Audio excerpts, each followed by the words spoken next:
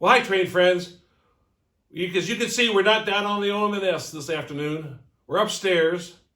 And before we get started here, I want to just say thank you to all the subscribers who've subscribed to the channel.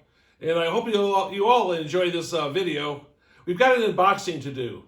And there's a story to kind of go along with it. And I'll tell the story as briefly as I can. And we'll get busy with this unboxing. I think you'll like it. The other day, a FedEx truck stopped by with this big old box, and it's got something special in it. It's got for me the Holy Grail. It started with back in probably about 2004, 2005. I began working on another railroad, in another home. As the story goes.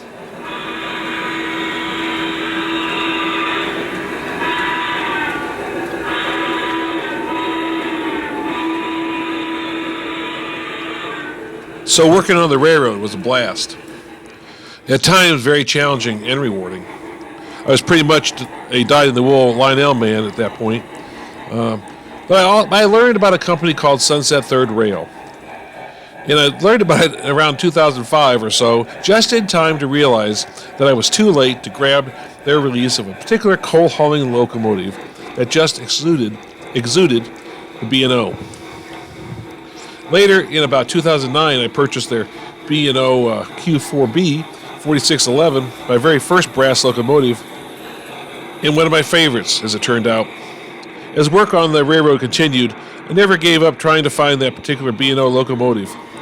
Whenever I was on eBay or some other auction house, I would look for it. Once in a while, I would find one, but it would not be the one, due to either damage or the cost. Well, as the years went by and work on the railroad continued, I found myself gradually seeming to lose interest in modeling. I believe, honestly, that I was starting to burn out. I'd kind of left social media behind, and I still work on periodically on projects and go downstairs and run the trains, but I was losing steam. And then the family encountered a serious medical crisis.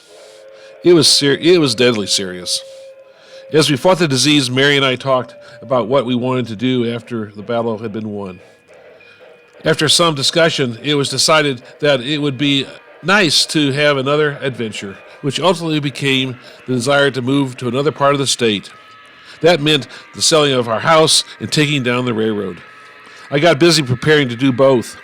But after all the years of effort and dreaming that a railroad conjures up, I just could not begin to pack and tear down the railroad that I had come to love.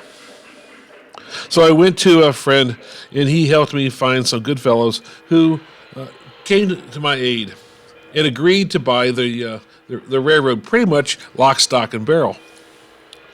With that accomplished and the house sold, Mary and I relocated to a lake community. And now a new railroad is under construction in our new home. With that said, I have had occasional pains of loss and bouts of grief, as the former railroad had been my finest modeling accomplishment to date, and something like I said, I had a lot of I really cared for it. Well, like I said earlier, one evening not long ago, I was on trains.com website, and there on the computer screen was the locomotive I had searched for so many years. It was expensive, and I was not even going to be able to run it on the OM&S, but it was calling to me. I needed it, and I had to have it, and now it is here before me. I suspect perhaps maybe only a model railroader will truly understand. I hope you can. The trained hobbyist now has his Holy Grail in front of him. As a final note, I want to mention that at the very end of this video, if you're still watching, there will be a little bit of a bonus feature there. I hope that you will be able to enjoy.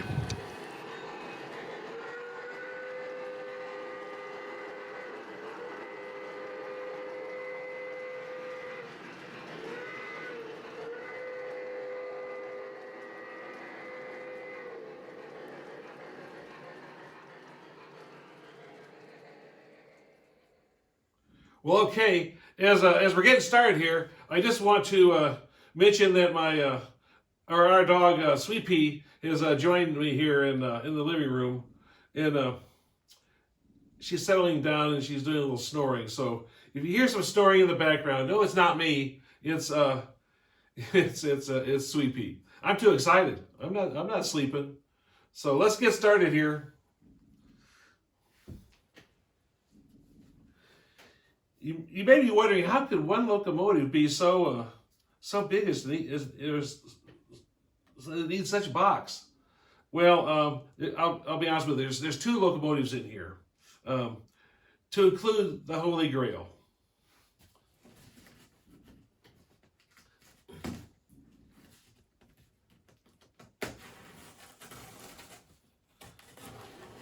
One evening, I got on trains.com. And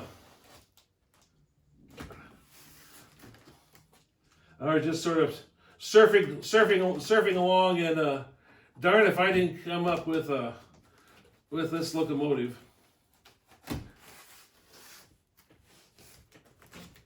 Oh, there we go.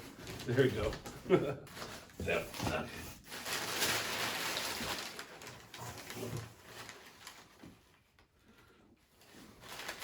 And then on top of that, there was a second one. Oop. Okay. Put that down here.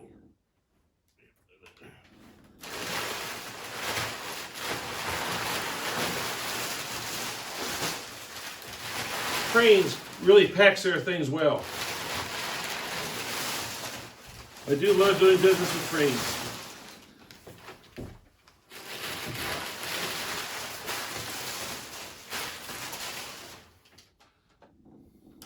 They really are about the customer. They have fabulous products at good prices, and they pack their stuff like they care, and I really appreciate that. Okay, so here we are. I bought two locomotives from Trains. I came across this one here, and as soon as I saw it, I knew I had to have it.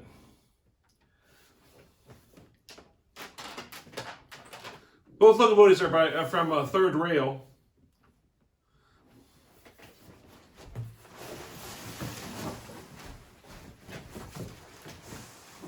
Let's see what's out there. Well, here it is. What you've been waiting for, and me too. Here it is.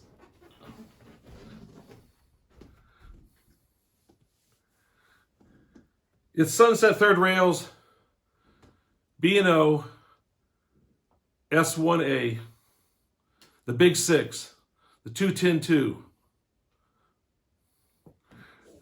Very popular with the B&O. They had 120 of them.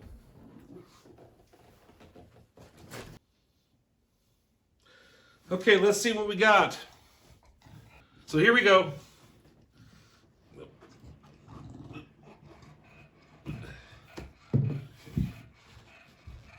Third Rail is known for packing their things very well as also. Okay, well, let's go ahead. Should we get the tender first? Okay, let's get the tender first. Let's see here.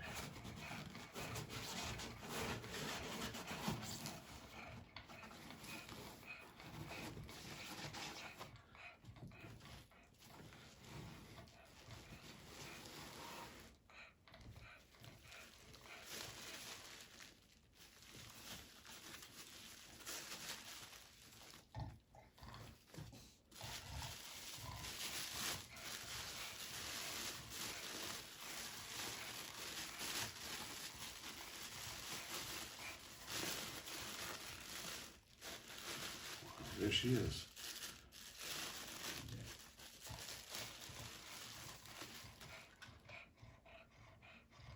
Look at that. Yeah.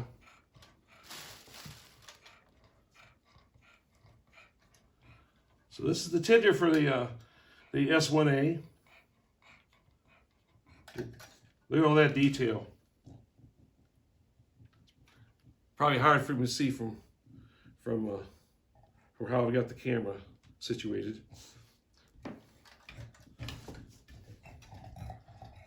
I'll tell you what, we'll stop here for a moment. I'm going to try to bring the camera up. I'll give you a little more of a close-up.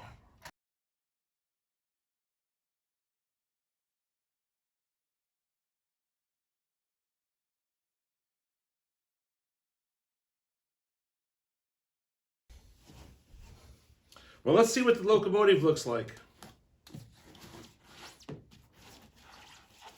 Tend to look great.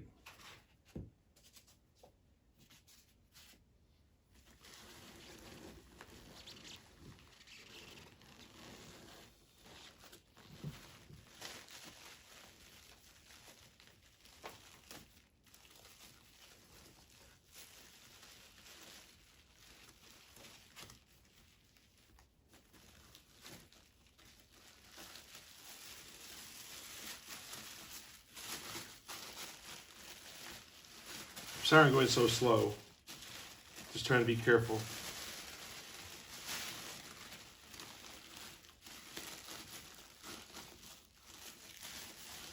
There she is. Let's see what she looks like. Isn't that something? Isn't that something? Yeah, she's a beauty. She's beautiful. Yeah. Very nice. Very nice.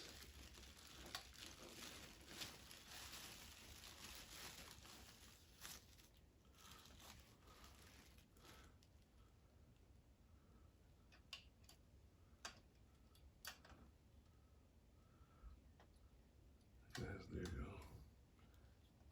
Doesn't she look good? There we go. My holy grail. Looked around for it for years, and here it is in my hands. Pretty cool.